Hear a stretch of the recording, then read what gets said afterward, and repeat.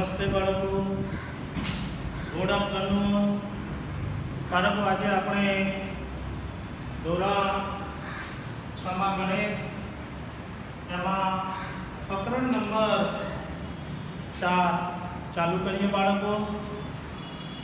પ્રકરણ 4 ભૂમિતિના પાયાના ખ્યાલો। ભૂમિતિ જોઈએ આપણે બાળકો तो अहिया જોઈએ આપણે સૌપ્રથમ બિંદુ રેખા અને સમતલ વિશેનો ખ્યાલ મેળવીએ। તો અહીંયા જુઓ બાળકો, બિંદુ રેખા સમતલ કિરણ। તો બિંદુ એટલે આ સ્ટોપ, આ બિંદુ છે। રેખા તો અહીંયા જુઓ બાળકો, આ રેખાનો સંકેત છે। रेखाखंड आडी લીટી કરીએ બાળકો, रेखाखंड ગણાય। તેમજ આ કિરણ છે એક તરફ એરો એક કિરણ દર્શાવે છે, અથવા ડાબી બાજુ એરો જે કિરણ સૂચવે છે। તેમજ સમતલ વિશેનો ખ્યાલ, આ બ્લેકબોર્ડની સપાટી જે સમતલ છે બાળકો। नोटबुक નું पेज जे ऊपर दी सपाटी समतल से। तो જોઈએ આપણે કે બિંદુ રેખા તથા સમતલ એ ભૂમિતિના પાયાના અંગ છે। બિંદુને લંબાઈ પહોળાઈ કે જાડાઈ હોતી નથી। આ બિંદુ છે, આ બિંદુને લંબાઈ નથી, પહોળાઈ નથી के जाड़ाई पण होती नहीं। बिंदु ए मात्र स्थान दर्शावे छे के आ बिंदु गणाय। बिंदु ए मात्र स्थान दर्शावे छे। रेखा विशेनो ख्याल मेळवीए। रेखा बंने बाजू अनंत सुधी प्रसरेल छे। आ आपणे रेखा दોરીએ છીએ तो आ रेखा से अनंत सुधी विस्तरेली से। रेखानी लंबाई मापी न शकाय।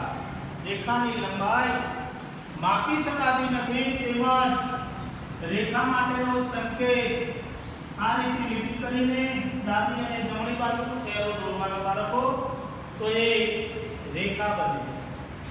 એટલે રેખાની લંબાઈ માપી ન શકાય। આ રેખા એવી દર્શાવે છે। रेखानो भाग ए रेखाखंड से। रेखानो भाग એટલે ઓનલી ફોર આ લીટી દોરીએ એ રેખાખંડ સૂચવે છે। રેખાનો ભાગ એ રેખાખંડ છે। રેખાખંડને બે અંત્ય બિંદુઓ છે। કેટલા? બે અંત્ય બિંદુઓ છે। તેમજ રેખાખંડની ચોક્કસ લંબાઈ હોય છે, જેને આપણે રેખાને માપી શકાતી નથી, પણ રેખાખંડને માપી શકાય છે કે 2 સેમીનો, 2.5 સેમીનો, 2.7 સેમી, 5 સેમી એવા રેખાખંડ દોરવા હોય તો આપણે માપ લઈને દોરી શકીએ છીએ। એટલે કે રેખાખંડની ચોક્કસ લંબાઈ હોય છે। આ સંકેત રેખાખંડ સૂચવે છે। આ સંકેત છે એ રેખાખંડ AB સૂચવે છે। તેમજ હવે કિરણ વિશે જોઈએ। किरण ए रेखानो एवो भाग से जेने एक उद्भव बिंदु छे। किरण में एक उद्भव बिंदु छे। आ किरण ए बी दर्शावे छे। आ किरण बी दर्शावे छे। अने बीजी तरफ अनंत सुधी जाय छे। किरण ए बी से तो बाळको આપણે बिंदु रेखा समतल रेखाखंड અને કિરણ વિશેનો ખ્યાલ મેળવ્યો। તો બાળકો આપણે હવે સ્વાધ્યાય 4.1 જોઈએ। 4.1 માં આપણને બિંદુ રેખા કિરણ અને रेखाखंड विशेना કેટલાક દાખલાઓ છે તે આપણે જોઈએ એક્ઝામ્પલ નંબર 1 બાજુમાં દર્શાવેલ આકૃતિનો ઉપયોગ કરીને લખો. તો અહીંયા આપણે એક આકૃતિ દોરેલી છે, એ આકૃતિનો આપણે અભ્યાસ કરવાનો છે અને આકૃતિનો અભ્યાસ કરીને આપણે નીચેના પ્રશ્નો આપેલા છે એ પ્રશ્નોના જવાબ આપવાના છે. બરાબર. એક્ઝામ્પલ 1 બાજુમાં દર્શાવેલ આકૃતિનો ઉપયોગ કરીને લખો. અહીં આકૃતિ છે એનો અભ્યાસ કરવાનો છે. હવે અહીંયા 4 પ્રશ્નો છે નીચે. તો એનો સૌપ્રથમ એ પ્રશ્નનો જવાબ, એ પ્રશ્ન છે 5 બિંદુઓ લખો. તો આ આકૃતિમાં 5 બિંદુઓ કયા છે એ આપણે લખવાના છે. તો અહીંયા લખીએ 5 બિંદુઓ. 5 બિંદુઓ. બરાબર. તો ડી બિંદુ, ઓ, ઈ, ડી અને સી. બરાબર. 5 બિંદુઓ. બિંદુ, બિંદુ બી, ઓ, ઈ, ડી અને સી. આ પહેલા પ્રશ્નનો જવાબ. બીજો જવાબ રેખા. કઈ રેખાઓ બને છે તે વિશે તો જોઈએ. રેખાઓ. બી પ્રશ્નનો જવાબ રેખા. તો રેખા ડી, રેખા ડી ઈ, પછી ડી ઓ રેખા, રેખા ડી ઓ, રેખા ડી બી, રેખા ડી અને બી,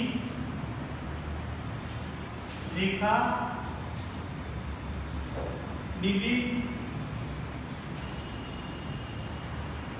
રેખા ડી ઓ આવી ગઈ, ડીબી અને રેખા ઈઓ પણ ગણાય. રેખા ઈઓ. ત્યાર પછી સી નંબર 4 કિરણો. બરાબર. 4 કિરણો જોઈએ આપણે.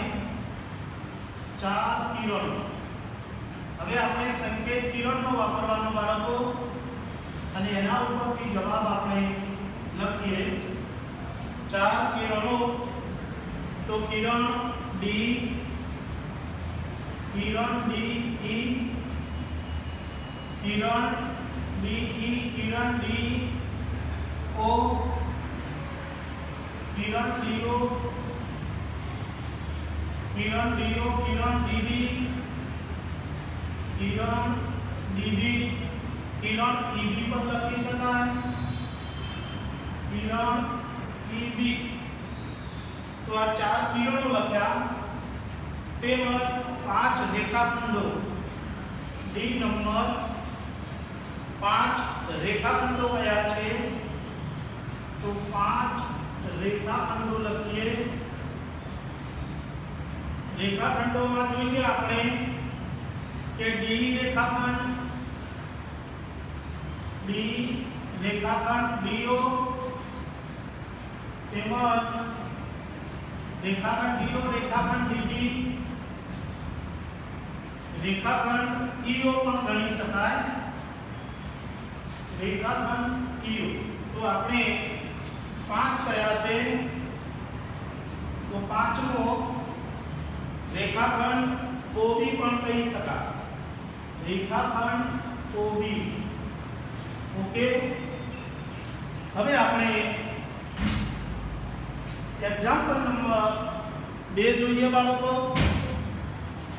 આપેલા 4 મૂળાક્ષરોમાંથી અહીંયા આકૃતિ દોરેલી છે, એમાં 4 મૂળાક્ષરો આપેલા છે. દરેક વખતે માત્ર 2 મૂળાક્ષરોનો ઉપયોગ કરી આપેલ રેખાના શક્ય તેટલી રીતે નામ આપો. શક્ય તેટલી રીતે નામ આપવાના છે. તો જોઈએ અહીંયા આપણને એક રેખા ઉપર 4 બિંદુઓ આપેલા છે, 4 મૂળાક્ષર A, B, C અને D. બરાબર. હવે શક્ય તેટલી રીતે નામ આપો. તો 12 રીતે નામ થશે બાળકો. જોઈએ આપણે એક નંબર એ બિંદુ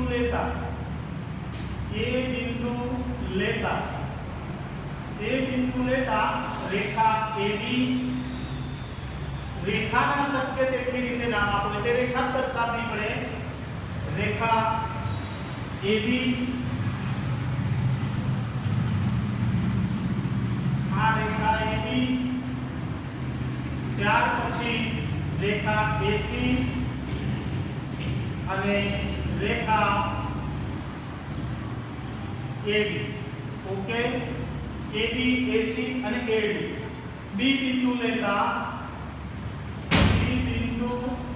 લેતા જોઈએ આપણે B લઈએ એટલે રેખા BA રેખા BC અને રેખા BD. બીજી ત્રણ થઈ. B બિંદુ લેતા 3 નંબર C બિંદુ લેતા C બિંદુ લઈએ. C બિંદુ લેતા કઈ રેખા બને તો એક CA રેખા CA બીજી રેખા CB રેખા CB અને ત્રીજી રેખા CD રેખા CD. બરાબર. AB AC AD BA BC BD CA CB અને CD. અને ચોથો નંબર D બિંદુ લેતા કઈ ત્રણ રેખાઓ બને તો આપણે D લઈએ રેખા DA રેખા DB અને રેખા DC. આ ચાર તરી 12 રીતે નામ થયા. 1 2 3 4 5 6 7 8 9 10 11 12 રીતે નામ આપણે જોઈ લીધા બાળકો. હવે એક્ઝામ્પલ નંબર 3 જોઈએ. આકૃતિનો ઉપયોગ કરીને લખો. અહીંયા આકૃતિ દોરેલી છે બાળકો. એમાં નીચે પ્રશ્નો આપેલા છે. 4 પ્રશ્નો છે. અહીં આકૃતિ છે. એ આકૃતિમાં જોઈને પ્રશ્નોના જવાબ આપવાના છે બાળકો. જોઈએ હવે પહેલો પ્રશ્ન. E બિંદુને સમાવતી રેખાઓ. E બિંદુ અહીંયા છે. આ E બિંદુ છે એને સમાવતી રેખાઓ કઈ છે? બરાબર. તો એ નંબર નો જવાબ E બિંદુને સમાવતી રેખાઓ. તો E બિંદુને સમાવતી રેખા એક તો AE આવશે, AB રેખા આવશે, AD આવશે અને FE પણ આવશે. એ રેખા E બિંદુને સમાવે છે. ત્યાર પછી એ બિંદુમાંથી પસાર થતી રેખાઓ. બરાબર. એ બિંદુમાંથી જે પસાર થાય છે રેખા એ બિંદુ અહીંયા છે. એ બિંદુમાંથી પસાર થતી રેખાઓ એ બિંદુમાંથી રેખા એ પસાર થાય છે. એ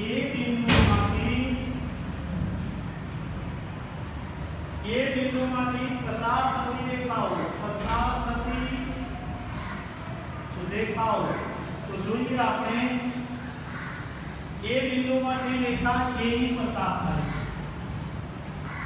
એ હવે O બિંદુ C નંબર O બિંદુ જેમાં છે તેવી રેખા.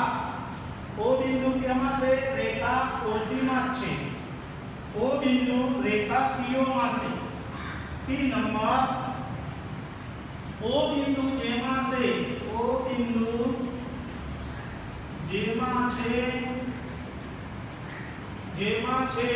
તેવી રેખા. O બિંદુ જેમાં છે રેખા CO માં છે. રેખા CO. અને D નંબર એકબીજાને છેદતી હોય તેવી રેખાની બે જોડ લખવાની છે. કેટલી? બે જોડ લખવાની છે. એકબીજાને છેદતી હોય तो આ બી બિંદુ ને રેખા AE અને રેખા CO છેદે છે એકબીજાને છેદતી હોય તેવી રેખાની બે જોડ તો બી બિંદુમાં બી આપણે જવાબ લખીએ ડીનો એકબીજાને છેદતી હોય તેવી રેખાની બે જોડ તો ડી નંબર કે બી બિંદુમાં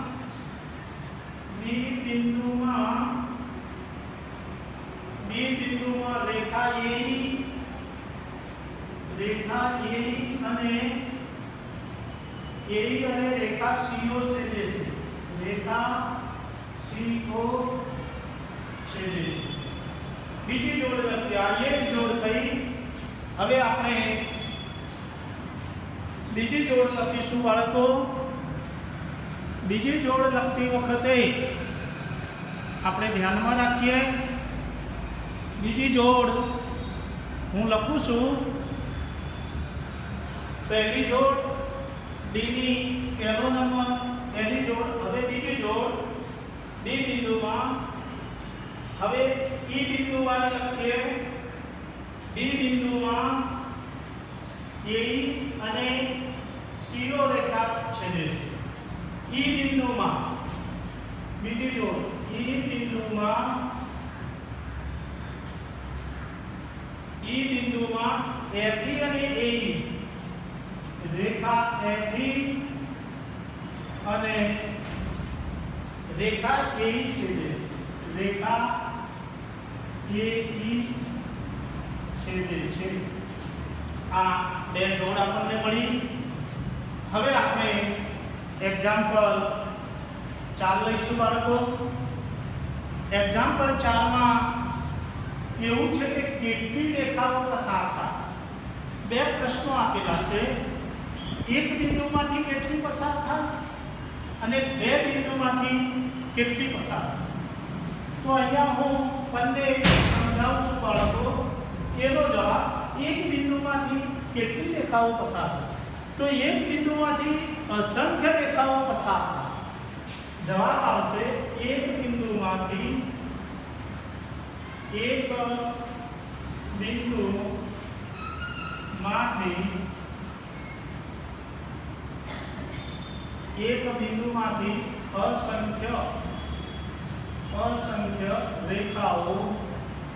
અસંખ્ય રેખાઓ પસાર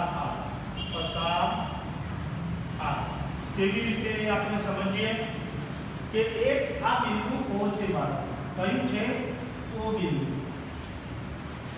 એક બિંદુ હું O લઉં છું એમાંથી રેખાઓ પસાર થાય આ O બિંદુ છે એમાંથી આપણે રેખાઓ પસાર કરીએ असंख्य रेखाओं खरेखर થાય આ પહેલી દોરી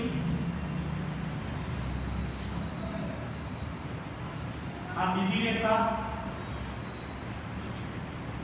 આ ત્રીજી રેખા આ ચોથી રેખા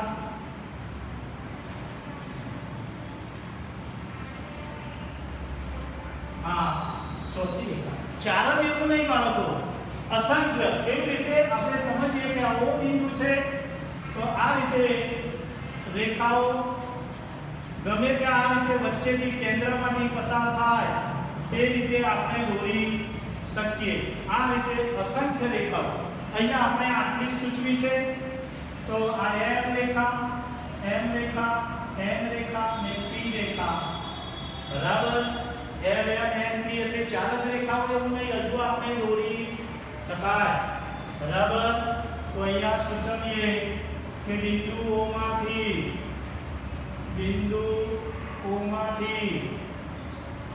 રેખા L N O L M N P રેખા L M N P પસાર થાય છે બિંદુઓમાંથી રેખા L M N P પસાર થાય છે આવી તો અસંખ્ય પસાર થઈ શકે હવે બી નંબર એવું છે બે બિંદુમાંથી કેટલી પસાર થાય તો બે બિંદુમાંથી એક અને માત્ર એક જ રેખા પસાર થાય. બે બિંદુમાંથી એક અને માત્ર એક જ રેખા પસાર થાય. એક જ રેખા પસાર થાય. દાખલા તરીકે ઉદાહરણ લઈએ બાળકો, આપણે એક રેખા અહીંયા બે બિંદુ સૂચવું. બિંદુ A અને B બે બિંદુઓ છે. બિંદુ A અને B છે એમાંથી એક રેખા પસાર કરી શકાય. તો બે બિંદુમાંથી એક અને માત્ર એક જ રેખા પસાર થાય. બે બિંદુ A અને B છે. બંને બિંદુમાંથી એક રેખા પસાર કરી શકાય. બંને બિંદુમાંથી એક રેખા પસાર થાય.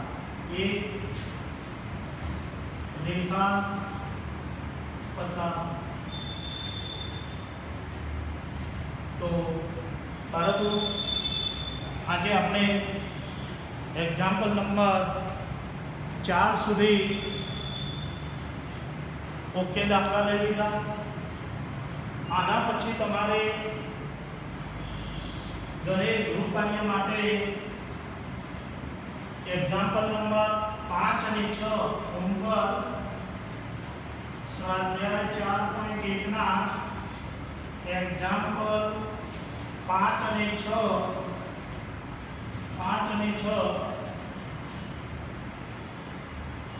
ચોપડામાં લખવાના રહેશે.